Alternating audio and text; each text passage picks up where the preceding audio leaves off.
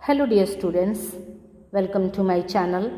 आज के इस वीडियो में हम लोग Bihar board book panorama part first, जो कि क्लास 9th की इंग्लिश बुक है, इसके पोएट्री पार्ट से पोएम नंबर 5 पढ़ेंगे, जिसका टाइटल है साउंड और जिसको रजनी पारुलेकर ने लिखा है।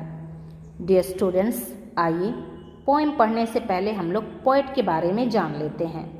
Rajni Parulekar b 1945 recipient of Maharashtra State Award, is a poet in Marathi with 3 collections of poems to her credit. Rajni Parulekar, जिनका जन्म 1945 ईस्वी में हुआ था, ये महाराष्ट्र स्टेट की अवार्ड प्राप्त करता थी, पुरस्कार प्राप्त करता थी। रेसिपिएंट का मतलब होता है प्राप्त करता। Is a poet in Marathi with 3 collections of poems to her credit, और जो कि मराठी भाषा की कवियत्री थी। इनकी जो भी कविताएं हैं वो मराठी भाषा में ही है। With 3 collections of poems to her credit, और इनको 3 कविताओं के संग्रह का श्रेय प्राप्त है। इनकी कविताओं के कुल 3 कलेक्शंस है, संग्रह हैं। कलेक्शंस का मतलब होता है संग्रह। The present poem, taken from Indian literature, has been translated by Suhas Suryakant Limaye. और ये जो प्रस्तुत कविता है sound, taken from Indian literature भारतीय साहित्य से लिया गया है, जिसको सुहास सूर्यकांत लिमय के द्वारा अनुवादित किया गया है। अंग्रेजी भाषा में इसका अनुवाद किया गया है। अभी हमने पढ़ा था कि रजनी पारुलेकर जो है ये मराठी भाषा की कवि हैं, इसीलिए इनकी जो कविताएं हैं वो मराठी भाषा में ही है। और इस कविता की अगर हम बात करें तो ये भी मराठी भाषा में ही थी, जिसको सुहास सूर्यकांत लिमय के द्वारा अंग्रेजी भाषा में अनुवादित किया गया है। डियर स्टूडेंट्स, आइए अब पोएम की ओर बढ़ जाते हैं। आप देखेंगे कि ये जो कविता साउंड है, ये पेड़ की लाइफ की, जिंदगी की बहुत ही मार्मिक कहानी है, जिसको रजनी पारुलेकर ने हमारे सामने इस कविता के माध्यम से प्रस्तुत किया है, इस पोएम के माध्यम से रखा है। आइए देखते हैं कि एक ट्री की लाइफ में कितनी परेशानियां होती है और उसके क्या दुख हैं, क्या उसके दर्द हैं, इसे भी हम लोग महसूस करेंगे।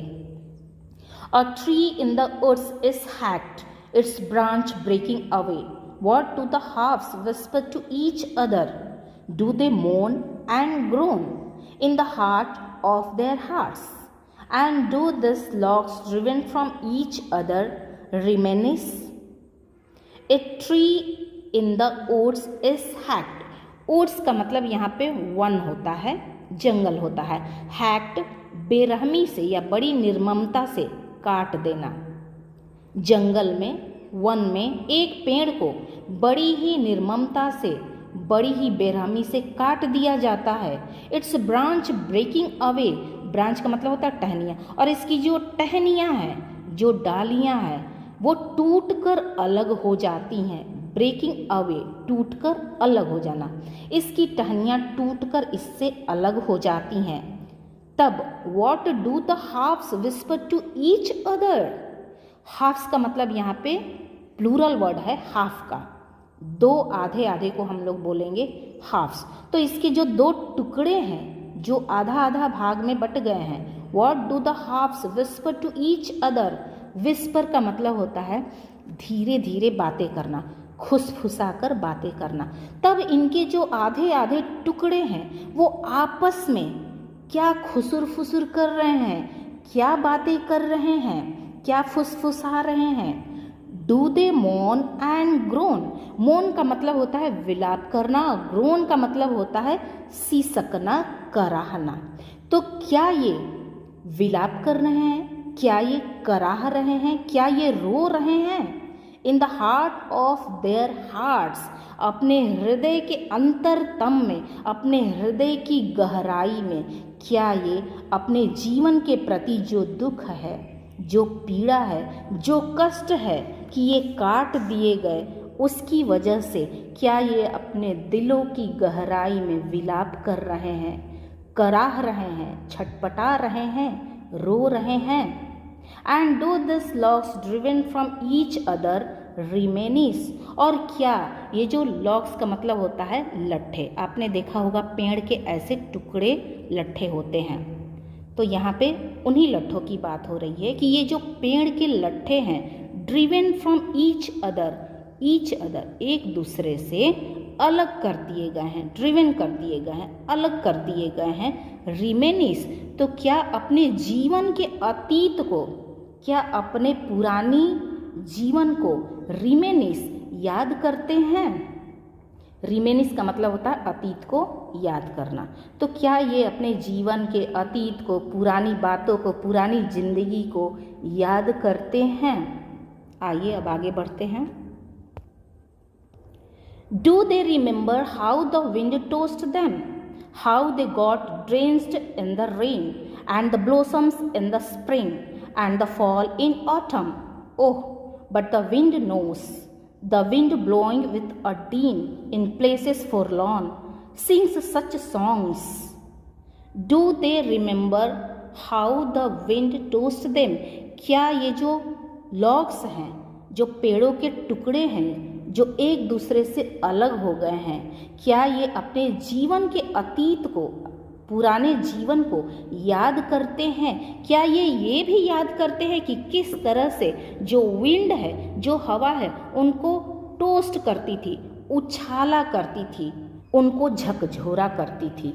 तो आपने देखा होगा जब हवा बहती है तो पेड़ झूम उठते हैं, ऐसा लगता है कि हवा उनको झकझोर रही है, उनको उछाल रही है। तो यहाँ पे वही बात कही गई है कि ये जो पेड़ है क्या अपने अतीत के जीवन को याद करते हैं, क्या वे याद करते हैं कि किस तरह से हवा उनको उछाला करती थी, उनको झकझोरा करती थी, उनको हिलाया करती थी और वे खुशी में हवा के साथ झूमा करते थे। How they got drenched in the rain, और किस तरीके से बारिश उनको ऊपर से नीचे तक भिगो दिया करती थी।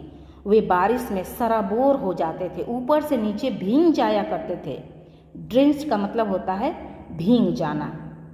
तो क्या वे ये भी याद करते हैं कि किस तरह से बारिश उनको भिंगाया करती थी, वे बारिश में सराबोर हो जाया करते थे। And the blossom in the spring, और किस तरीके से बसंत ऋतु में ये खिलखिला उठते थे, ये हरे भरे हो जाते थे, झूम उठते थे।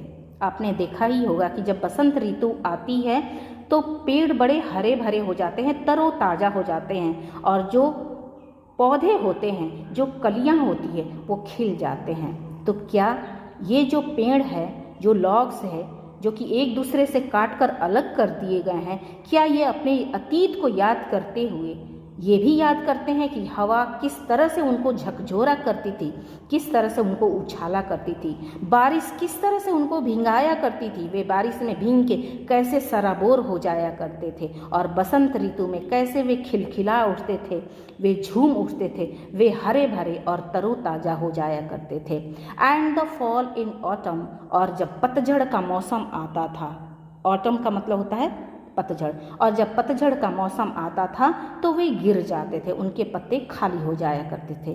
तो क्या पेड़ ये भी याद करते हैं। Oh but the wind knows, oh केवल हवा को ही पता है, केवल हवा ही जानती है। The wind blowing with dean, dean का मतलब होता है यहाँ पे शोर, कोलाहल, क्योंकि हवा जो है ना वो कोलाहल, शोर के साथ बहती है। जब पेड़ होते हैं तो आपने देखा होगा कि हवा जो है पेड़ों को थपेड़े देते हुए, उन्हें झुमाते हुए, उन्हें उछालते हुए और शोरगुल के साथ बहते हैं। लेकिन यदि पेड़ ना हो तब क्या होगा। The wind blowing with a dean, जो हवा होती है वो पेड़ों के साथ थपेड़े देकर जोर जोर से शोर और कोलाहल के साथ बहती है। लेकिन अभी यहाँ पे सिचुएशन बदल गया है, स्थिति बदल गई है। क्या हो गया है। In places forlorn sings such songs, forlorn का मतलब होता है निर्जन और सुनसान। लेकिन वही हवा जो कभी पेड़ों के साथ थपेड़े देकर उन्हें उछालते हुए, उन्हें हिलाते हुए, उन्हें झकझोरते हुए बहती थी, आज वो फॉरलॉर्न निर्जन प्रदेश से, सुनसान इलाके से अपने दुख के गीत को, अपनी पीड़ा के गीत को, कि वो काट दी गई, बेरहमी से काट दी गई, और वो अब उसका जीवन चला गया। अपने दुख को, अपनी दर्द को बयां करती हुई निर्जन प्रदेश से होते गाते हुए चलती है। तो ये जो निर्जन प्रदेश से हवा चल रही है अपने दुख को, दर्द को बयां कर रही है, क्योंकि हम जानते हैं कि सभी मनुष्य जब बाग बगीचे होते हैं और वहाँ हवा चलती है तो सभी को बड़ा आनंद देती है, बड़ा सुकून मिलता है सबको। लेकिन जब वही हवा निर्जन, सुनसान और बंजर भूमि से होके बहती है तो वो हवा किसी को भी अच्छी नहीं लगती है। वो हवा चुभती है और कहीं ना कहीं वो हवा जो है ना अपने जीवन की दास्तां को, अपने दुखों को गाते हुए चलती है, बयां करते हुए चलती है। और ये हवा जो है अपने दुखों को गाते हुए चल रही है।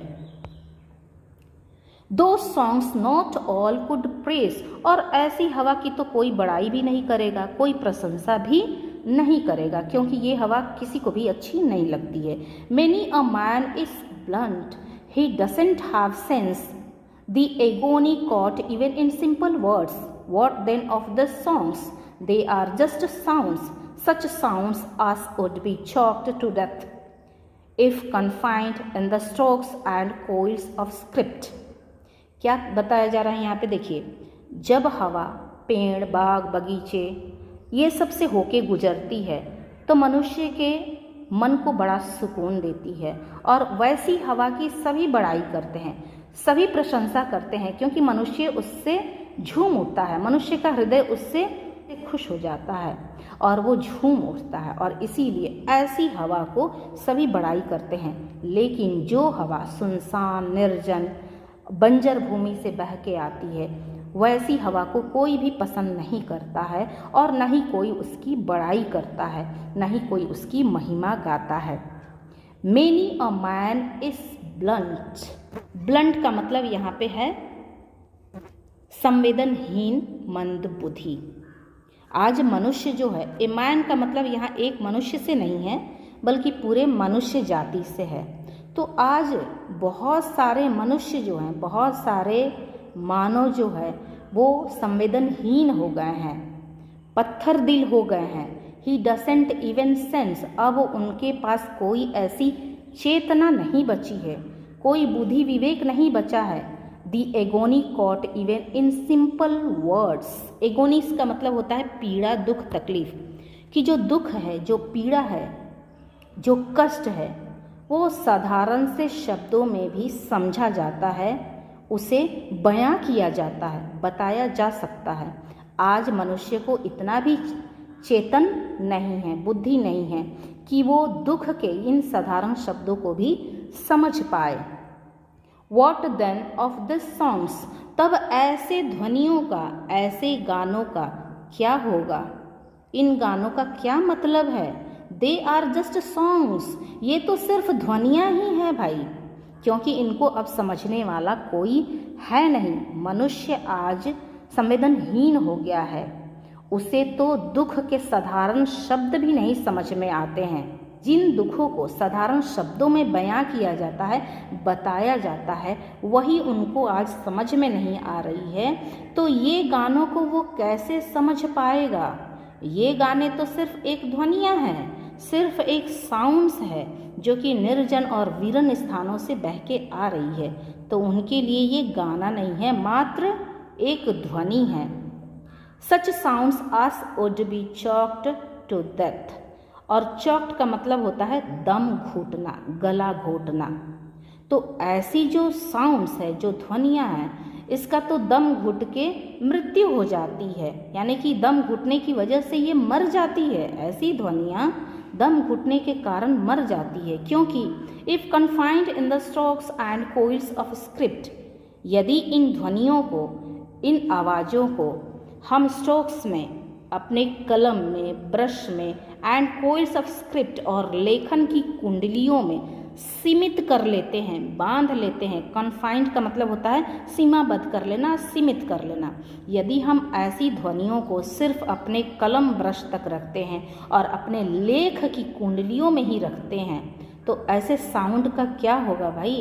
ये तो दम घुटने के कारण मर जाएंगे, इनका दम घुट जाएगा और ये ख़त्म हो जाएंगे, मर जाएंगे, क्योंकि आज मनुष्य जो है वो संवेदनहीन हो गया है, पत्थर दिल हो गया है, उसे दुख की साधारण शब्द समझ में नहीं आते हैं। तो ये तो मात्र सॉन्ग्स ही हैं जो कि उनके लिए सिर्फ साउंड है, ध्वनि है। ऐसी ध्वनियों को यदि हम अपने कलम में, ब्रश में और लेखन की कुंडलियों में लेख तक ही सीमित रखेंगे तो इसका तो दम घुट जाएगा और ये मर जाएंगे। डियर स्टूडेंट्स, आई होप कि ये कविता आपको अच्छे से समझ में आ गई होगी और आपको अच्छी लगी होगी।